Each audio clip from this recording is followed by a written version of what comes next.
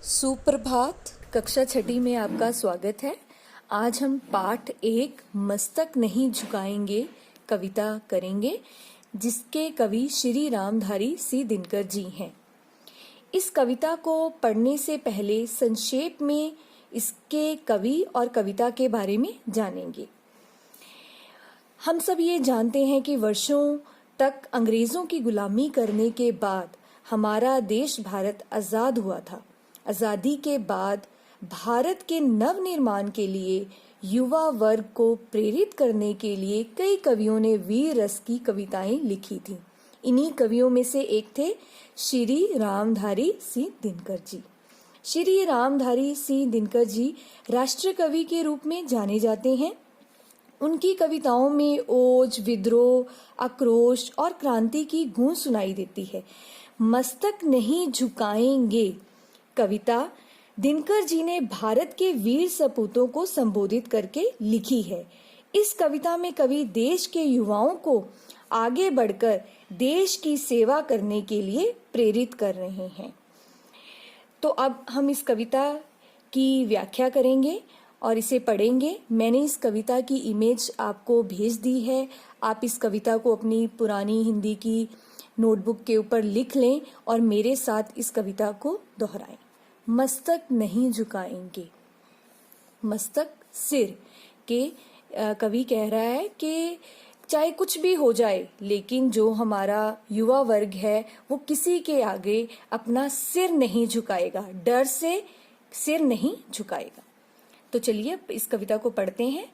हम प्रभात की नई किरण हैं, हम दिन के आलोक नवल, हम नवीन भारत के सैनिक, धीर वीर गंभीर अचल, हम पहरी ऊंचे हिमाद्री के, सूरभि स्वर्ग की लेते हैं, हम हैं शांति दूत धरनी के, छां सभी को देते हैं, वीर प्रसू माँ की आंखों के, हम नवीन उजियाले हैं, गंगा यमुना हिंद महासागर के हम रखवाले हैं, हम हैं शिवा प्रताप, रोटियां भले घास की खाएंगे, मगर किसी जुल्मी के आगे मस्तक नहीं झुकाएंगे।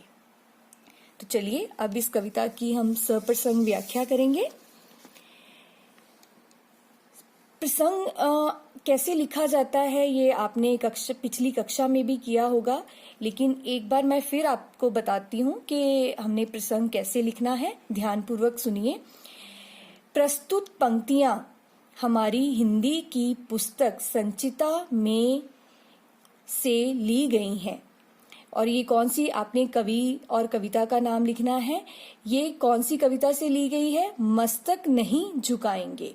और इसके कवि कौन है? श्री रामधारी सिंह दिनकर जी। और इस कविता में उन्होंने क्या बताया है हमें? इस कविता में कवि देश के युवाओं को आगे बढ़कर देश की सेवा करने के लिए प्रेरित कर रहे हैं। तो चलिए अब हम इस कविता की व्याख्या करते हैं। मैंने कठिन शब्दों को रेखांकित कर उनके अर्थ भी साथ में लिखे हैं। हम प्रभात की नई किरण है, हम दिन के आलोक नवल। प्रभात का अर्थ यहाँ क्या है? सुबह, आलोक, प्रकाश, नवल, नई।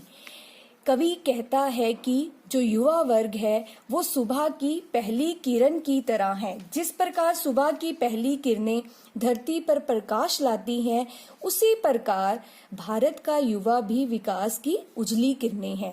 वो भी देश का विकास को आगे लेके जाएगा। हम नवीन भारत के सैनिक। अब यहाँ पर नवीन का अर्थ है नया। धीर वीर गंभीर अचल। धीर का अर्थ धैर्यवान, वीर बहादुर, गंभीर गहरा और अचल स्थिर या अटल। तो भारत का जो नौजवान है, भारत की जो युवा पीढ़ी है, वो क्या है? एक सैनिक की तरह है, एक सिपाही की तरह है। यहाँ नया भारत, नवीन भारत आया है। तो नवीन भारत का अर्थ नया भारत। कौन सा नया भारत? आजादी के बाद का जो भारत है उसके हम क्या हैं? सिपाही हैं। और एक सैनिक में क्या क्या गुण होते हैं? वो धैर्यवान होता है, गंभीर होता है, अपने इरादों पर अटल रहता है। वही सारे गुण किसमें हैं? हमारे युवा वर्ग में हैं। वो भी किसी से डरते नहीं हैं। और उनमें कौन कौन से गुण हैं? धैर्य है उनमें, गंभीरता है उनमें, और वो क्या है? अपने इरादों पर अटल हैं। हम पहरी ऊंचे हिमाद्री के, सूरभि स्वर्ग की लेते हैं। पहरी शब्द आया है और इसका क्या अर्थ है? पहरेदार। हिमाद्री, हिमाद्री का क्या अर्थ है? हिमालय की बर्फ से ढकी चोटियां। जो हमारा युवा वर्ग है वो क्या है? ऊंचे हिमालय की कहता है, रक्षा करता है, हमेशा पहरेदारी करता है। और आपको पता है कि हिमालय की जो ऊंचाई है वो आसमान को छूती है, तो उसको देखकर क्या लगता है? सूरभि स्वर्ग की लेते हैं, कि मानो वे स्वर्ग की खुशबू ले रहे हो। सूरभि का क्या अर्थ है? सुगंध, कि वो मानो वहां हिमालय की रक्षा करते हुए क्या ले रहे हैं? स्वर्ग की सुगंध ले रहे हैं। हम हैं शांति दूत धरनी के।